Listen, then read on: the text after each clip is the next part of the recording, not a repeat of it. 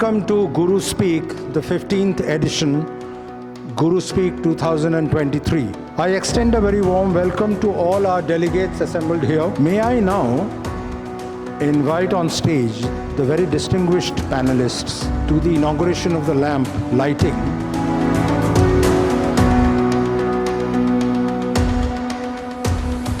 This is IIMC Alumni Association's contribution to continuing management education. Life is not about waiting for the storm to pass. Life is about learning how to dance in the rain. About the entire journey over the last 6 months, organizing this event. On my behalf, let me welcome the Guru to our city and to our institute. And a pleasure. Looking forward to the day. This conversation started months ago when I got this unexpected email. And I don't think of myself as a guru, as an academic. You're a lifelong student, so you think you're learning. You're not giving gyan out there. So it was quite a surprise. But I'm looking forward to this very much. I've been studying branding for a very long time. I started my career as a brand manager years ago, and then moved into academics. And I always thought that people had this misleading impression that branding was somehow magic. And it involved creative advertising and expensive celebrities that endorsed your brand and brand ambassadors and clever advertising and all that kind of stuff. And I wondered if that's really what made brands strong. That may be true in some industries, but branding is something that cuts across industries. And of course, the rules are different. So what I say today may not apply to your business, though I hope it does. So I've spent a career basically studying what it is that makes brands strong, and within that certain specific areas. So what I'm going to share with you today is, first of all, so there are 3 portions to today's material. The first one, even though I was asked to speak on disruption, and I will speak on disruption, I thought that before we get into disruption, we need to sort of set the stage. And so the stage setting is my thinking, and I'm writing a book right now on building strong brands, so this is a good way for me to put my thoughts into slides here, is what it is that makes a brand strong, and how does one go about building a strong brand. So we'll go through that. Then we get into the disruption part, because if you are a disruptor, you need to know what it is that you are trying to attack and challenge and so on. So you need to have that framework in mind, and then we get into how disruption happens. So we'll talk about brand disruption, and we'll do that in 2 or 3 different portions. When I was asked to speak on brand disruption, I said, I really don't study brand disruption. But then I thought, you know, the book that we wrote about 10 years ago on how companies from emerging markets are building global brands is all about disruption. Because these are companies with small, limited resources going up against global Goliaths. And what we learned about how they have built their brands is one set of learnings on how disruption, successful brand disruption, occurs. So some of that material is in that section on how brands create disruption. All right, so you know, I'm obviously asked, do you have any Indian examples? So I looked around for the leading brands in India and looked at the Interbrand list, and not surprisingly, the IT consulting brands are up there: TCS, Infosys. I don't see Wipro there. Then the financial sector, strong brands. HDFC, SBI, ICICI, ITC is up there as well, not a bank obviously. The telecom brands, Jio, Airtel, Mahindra is there from the automotive, Reliance of course. Then there were some other brands that I thought were not in the top 5, 6, 7, but were also in that list. I mean, Amul is there, Cafe Coffee. These are more the consumer side. And I apologize if I offend the people from SIAT. I didn't know they were sponsors, but MRF was on that list, so I put that up there. So if I'd known SIAT was on the list, I would have put SIAT, the SIAT logo up. Would somebody like to speak to this? What is the difference between a product and a brand? So the difference between a product and a brand, and I don't see physical product on somebody's table here, but imagine you picked up a bottle or a can of Coca-Cola or something, and the product you're holding in your hand, that's the tangible, and it's got some stuff in it, some sugary liquid that's bad for you. And then there's the red can, and it's got all this imagery around it. So that's the product, that's what the company makes. It comes off an assembly line, literally, or a bottling line. And then the brand is when someone sees that. You see the logo, you see the packaging, you see the color, something pops up in your mind, right? And that is the brand. The brand is what you hold in the mind about the product. Okay, so that's a fundamental distinction that we need to keep in mind. So literally, when you are building a brand, you are doing what I like to call of mind engineering. You are trying to create and alter the perceptions, the association that somebody has about your product in their mind, how they think of your product. That's what a brand is. 29 years around the world, they go around and they conduct surveys. They give people lists of brands, all industries, all categories, and they ask them for ratings and perceptions. And they ask you to rank the brand, and they ask you to rate the brand on 50 different adjectives, typical market research survey. And then they analyze the data, and they have dependent variables. They also know market share and profits and things like that. And they try to analyze these data to get a sense of the life cycle of brands and what measure relates to what outcome, financial outcome. So they've done that kind of modeling. So now we're moving to the second part, which is the brand disruption question. And I guess implicit in this, in people's minds, are how do we create a disruptive brand? How do we disrupt the existing set of brands in my space? Or actually, you might be in the position where you are being disrupted currently or potentially by another brand. And so in your mind, the question might be, how do I defend myself when there is a disruptive brand out there? So we'll talk about that as well, not in as much time, but we'll talk about that as well. So there are two elements that I will draw on in this section on dealing with disruption. One of them is the work that I did with Amitabh Chattopadhyay and Aishago 10 years ago on how are companies and brands from the emerging markets disrupting global marketplaces. And so we wrote a book called The New Emerging Market Multinationals at that time. Came out in 2012. It's still on Amazon.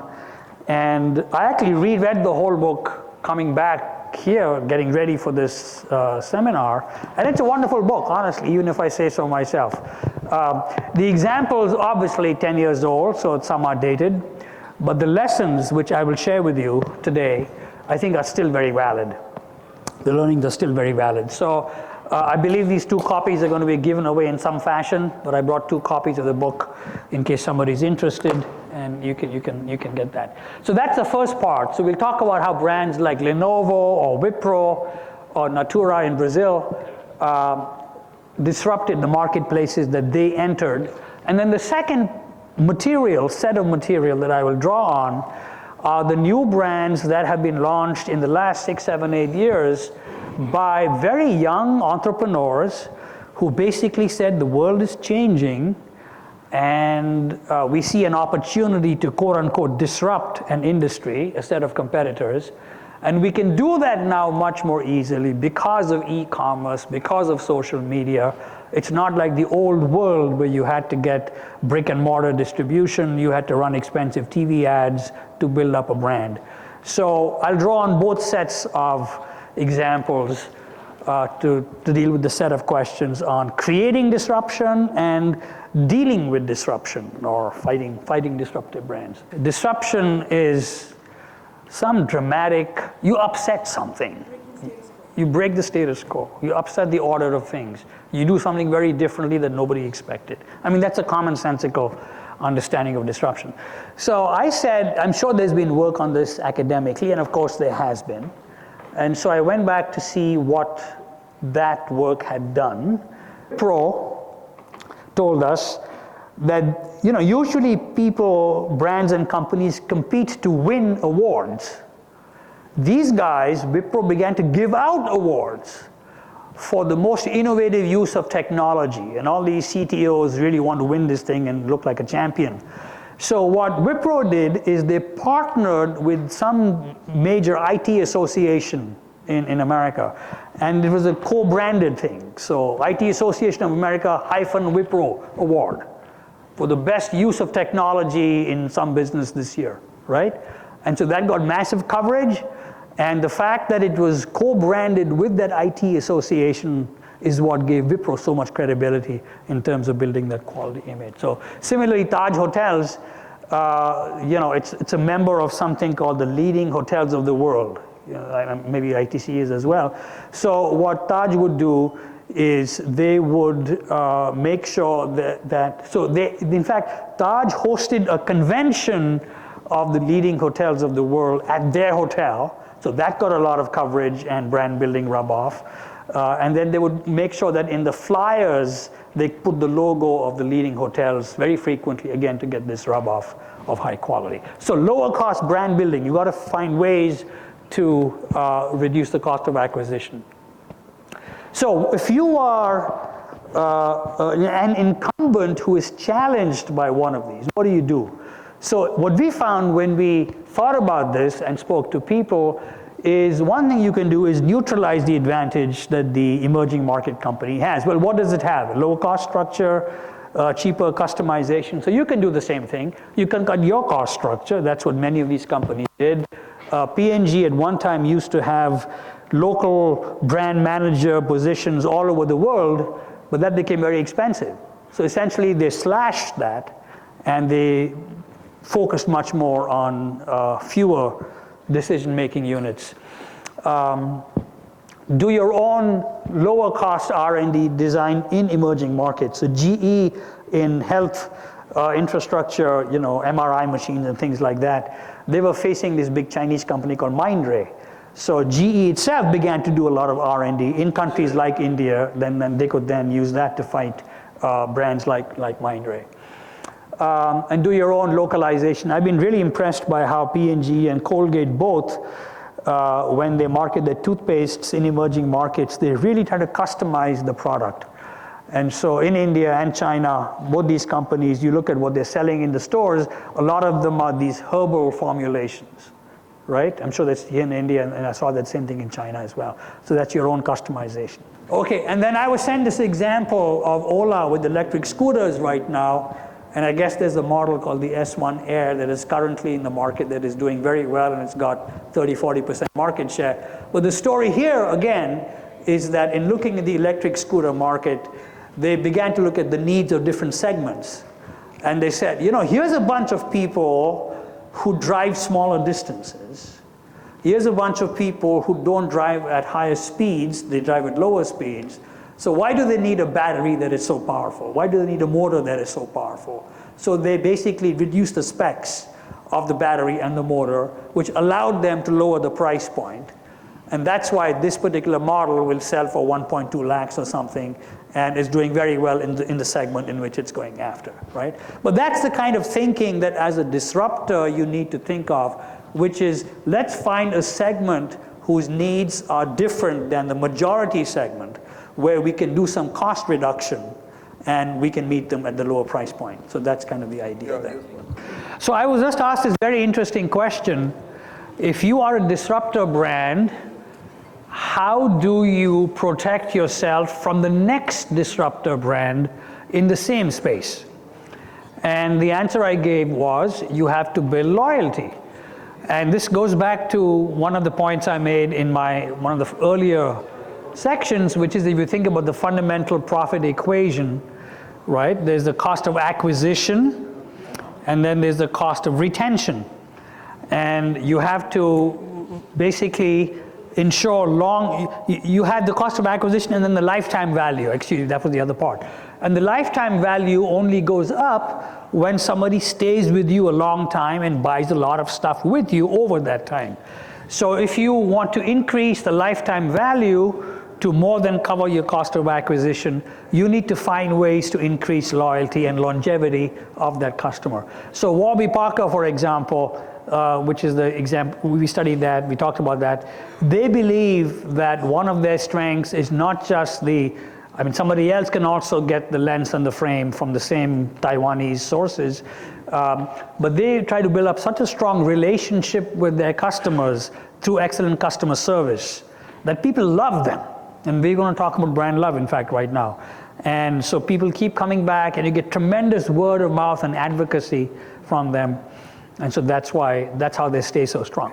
Patagonia is a brand which is a brand of outdoor equipment and clothing, high quality, expensive, but they are a brand that's taken very strong positions on climate and the environment, and that's why a lot of these outdoor people who love the outdoors really connect with that brand. Very strong brand attachment, brand love. The last example there, I'm sure you're familiar with the Dove campaign. The Dove campaign, this has been running for years. It's the idea that we don't believe in fake beauty and touch-up beauty and Photoshop beauty. Every woman has real beauty, and we try to help you bring that out. And that is such a wonderful, authentic, deep message that's got wide resonance, and it fits in so well with that brand that it's been so successful for them. So this is how, by linking the brand to your sense of self, of who you are, right, you can build this strong, deep connection with the brand. Alumni Association, I wouldn't normally pose it otherwise, which is to say that if there is a brand love, there is a flip side, which is a brand hate, right? And clearly, any brand that focuses on brand love then has its fair share of haters. Yes. So coming to Apple, I obviously, in some senses, come in the category of the haters. The iPhone for me is for the individual. The iPhone for me, just responding to you there, Kaushiki, is for the idiot, and therefore targeted at the woman. A lot more. This is, again, I am reading into things, but this is my understanding, which is why you find a much larger woman demographic, because you know what? A woman will play with the phone and mess up the settings.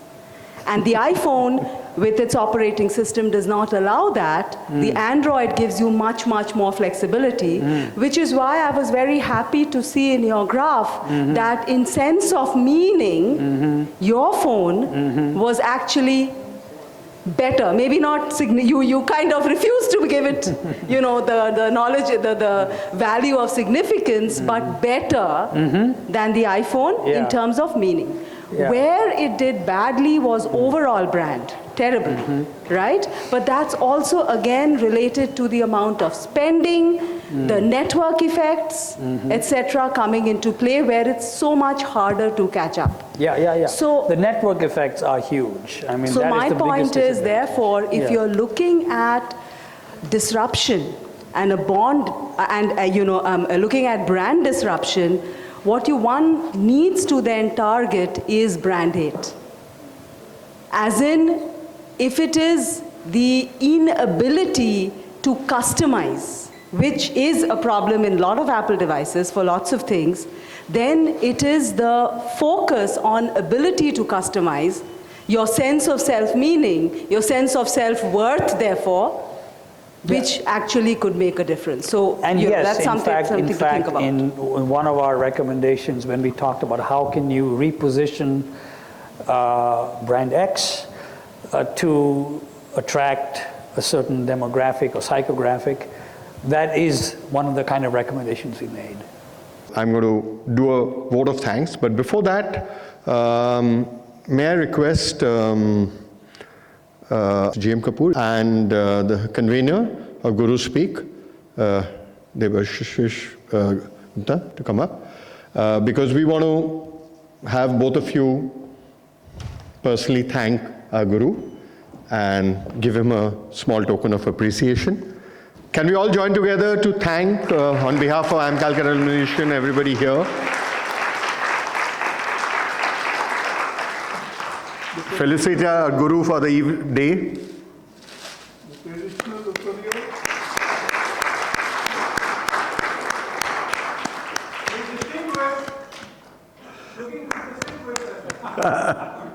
And this is a moment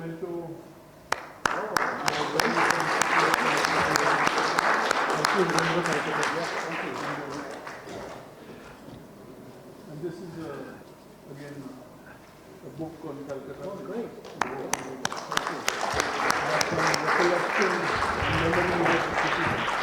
Okay. Well, thank you very much. It's just been a pleasure. It's my pleasure and honor on behalf of IIM Calcutta Alumni Association to propose a vote of thanks to everybody who's helped have this event. And it's been a long journey, especially after almost 3 years of COVID, to get back to getting GuruSpeak back on track.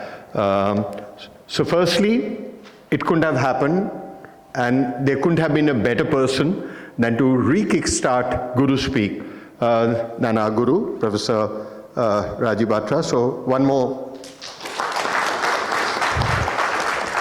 Can I just say something? Yeah. I would like to thank all of you for the way in which you worked with me in putting this together. It was a lot of work.